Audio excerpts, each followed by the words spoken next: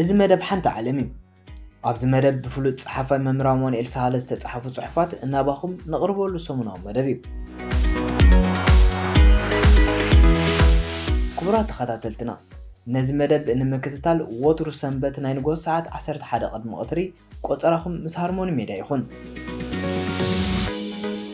ኣቕራቢ እዚ መደብ ንያት ሚካኤል ሰናይ ምክትታል ኣብ ስርቂ እተመርኮሰ ፍትሒ ዳኛ ክበሃል ከሎ መቸም ጥዑስም ክህልዎ ኣይክእልን ኣብ ዓለምና ምስ ንርኢ ጉቦ ዝበሃል ቃል ክፍጠር ዝኽኣለ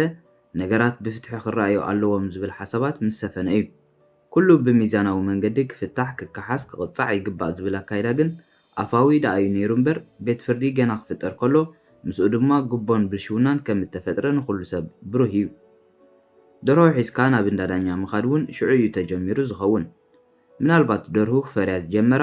ንጉቦ ተባሂሉ ከይከውን ኢልካ ምሕሳብ ከም ምግናን ከይከውን ይኽእል እዩ ኣብ ሓደ ዓዲ እዩ ክቡር ዳኛ ናይ ከሳስን ተኸሳስን ፋይላት መፂዎ ከንብቦ ይጅምር እቲ ጉዳይ እተሓላለኸን ብዙሕ ዕዳታት ዘለዎን ብገለ ወገን እውን ገበናዊ ተግባራት እተሓወሰን እዩ ነይሩ ንምፍራዱ ኣፀቢቑ ከቢድ ኣብ ልዕሊ ምንባሩ ኣብቲ ከባቢ እውን እተፈላለየ ብየናዊ ትፅቢታት እተነበረሉ እዩ ነይሩ ስለዚ ክቡር ዳኛ ሓላፍነቱ ክዋፃእ ላዕልን ታሕትን ይብል ነበረ ኣብ መንጎ እዚ በቲ ከሳስን ተኸሳስን ክልተ ፖስታታት መፂንኦ